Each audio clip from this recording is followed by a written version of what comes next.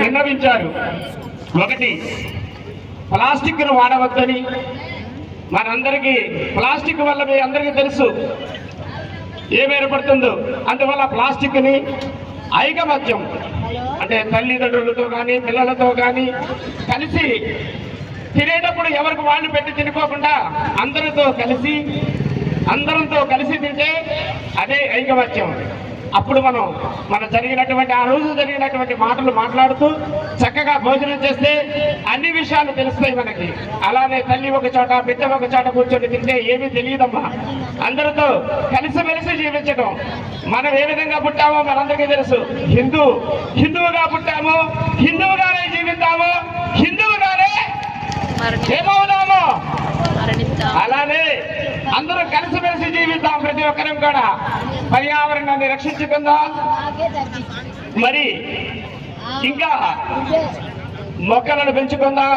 మన పర్యావరణాన్ని రక్షించుకుంటూ చక్కగా మంచి మంచి మొక్కలను పెంచుకుంటూ అందరితో చట్టబద్ధమైనటువంటి విషయాలలో కూడా అందరితో కలిసిమెలిసి మనము చట్టాన్ని మన చేతిలో తీసుకోకుండా ఉండటం, చట్టాన్ని గౌరవించడం. మరి ఈ యొక్క విషయాల మీద మన ఆత్మీయ సమ్మేళనం ఏర్పాటు చేయడం జరిగింది. ఈరోజు రాష్ట్రీయ స్వయం సేవక సంఘం 100 సంవత్సరాలు పూర్తి చేసిన సందర్భంగా మనందరం ఇలా కలిసిపోవటం. మరి మహానుభావులు వీళ్ళు సాధారణ వ్యక్తులే ప్రపంచం మొత్తాన్ని ఏలుతున్న నాయకులుగా మనకు కనబడుతున్నారు. సంఘ శాఖ యొక్క అద్భుతమైన ప్రక్రియ. ఆ విధంగా దేశవ్యాప్తంగా సంఘం పనిచేస్తున్నది. ప్రారంభంలో హిందువులంటే చులకన, హిందువులు కలవరు, హిందువులంటే కులాలని, హిందువులంటే ఏదో పూజాభావమని, ఏదో దేవుళ్ళని ఇలా రకరకాల వ్యాఖ్యానాలు చేస్తున్న సమయంలో అన్ని సమస్యలకి ఏకైక పరిష్కారము మనం చేస్తున్న పని అందరికీ చూపించాలి. హిందూ సంఘటనే మన దేశాన్ని శ్రీరామ రక్ష. ఎక్కడైతే హిందువులు కలుస్తారో అక్కడ అనేక సంవత్సరాల సమస్యలకి పరిష్కారం చూపిస్తుంది. చేశారు అంటే మన హిందుత్వంలో ఉన్నటువంటి గొప్పతనం, హిందూ ధర్మంలో ఉన్న గొప్పతనం ఏంటంటే ఒక్కసారి నమస్కారం చేస్తూ మాట్లాడితే మనలో ఒక భావోద్వేగం వస్తుంది. కారణం ఏంటంటే ప్రతి ఒక్కరి హృదయంలో కూడా పరమాత్ముడు ఉన్నాడు. ప్రతి ఒక్కరి హృదయంలో పరమాత్ముడు ఉన్నాడు. ఇక్కడ కుల వివక్ష లేదు. కొంతమంది కావాలని హిందువులు విడదీయడం కోసం కులం, మతం, లింగ భేదం, వర్ణాన్ని సృష్టించారు. కానీ కులం అనే ప్రసక్తే లేదు. చూడండి, ఎప్పుడైతే మనము హరే కృష్ణ ప్రభుజీ, హరే కృష్ణ మాతాజనంగానే మనకు రకమైన ఆనందం వస్తుంది. కారణం ఏంటంటే మీ హృదయంలో పరమాత్ముడు ఉన్నాడు, నా హృదయంలో కూడా పరమాత్ముడు ఉన్నాడు. అది ఎవరు తెలుసుకుంటారు అంటే ఎప్పుడైతే ధర్మపరంగా జీవిస్తూ ఉంటారో, ఎవరైతే భగవంతుడు భగవద్గీతలో చెప్పాడు ఏ విధంగా జీవించాలో ఆ విధంగా జీవిస్తున్నప్పుడు తెలుస్తుంది, ఎస్ నా హృదయంలో పరమాత్ముడు ఉన్నాడు, నీ హృదయంలో కూడా పరమాత్ముడు ఉన్నాడు. శత్రు హృదయంలో పరమాత్ముడు ఉన్నాడు, మిత్రుల హృదయంలో కూడా పరమాత్ముడు ఉన్నాడు.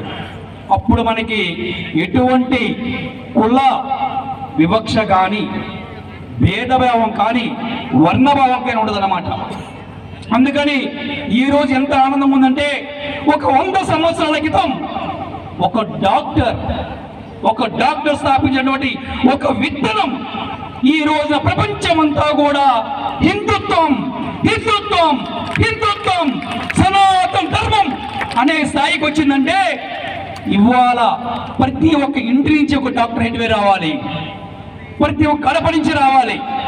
దానికి నేను చెప్పవలసిన 3 విషయాలు చెప్పమంటారా? గట్టిగా చెప్పండి చెప్తాను.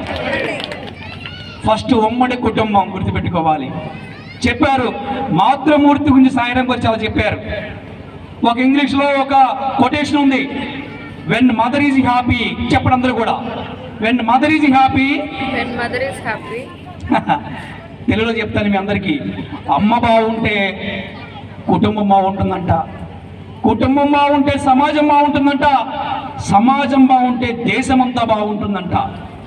అందుకని ప్రతి ఇంటిలో మనం చూస్తే కనుక ప్రతి ఇంటిలో అమ్మని కూడా మనం ఒక మాతృమూర్తి, ఒక దేవతలుగా మనం చూస్తాం. అయితే నేనేం చెప్పాలనుకున్నానంటే ఉమ్మడి కుటుంబాలు మళ్ళీ రావాలి. కలిసి ఉంటే కలదు సుఖం, అనే వ్యవస్థ మళ్ళీ మనం తీసుకొని రావాలి.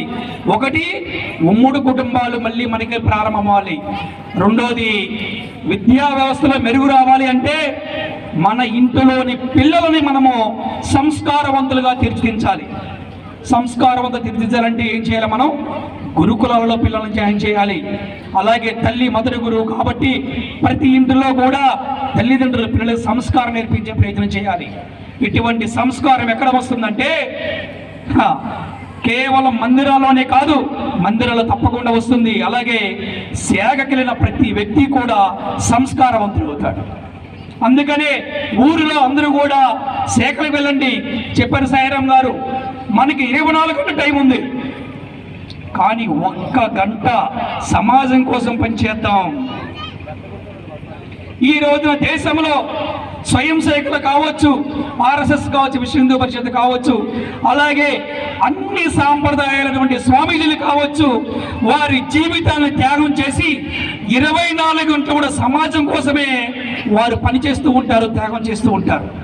కానీ ఒక ఇల్లు అనుకుంటే ఈ ప్రపంచము అనేటువంటి ఇంటిలో ఒక్కొక్క దేశము ఒక్కొక్క గది అనుకుంటే మన భారతదేశము పూజా గది, దేవుని గది.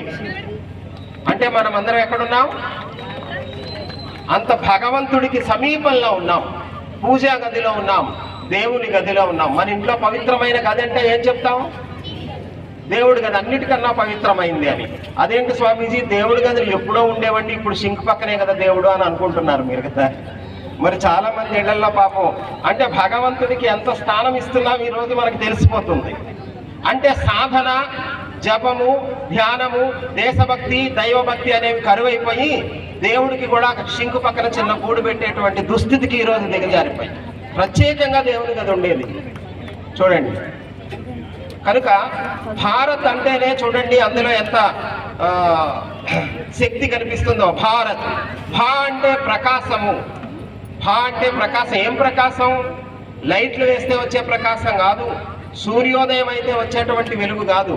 జ్ఞానము అనే ప్రకాశంతో ఎప్పుడూ వెలుగొందుతూ ఉండేవారు నివసించే భూమి కనుక ఈ దేశానికి భారత భూమి అని పేరు. భా అంటే ప్రకాశం.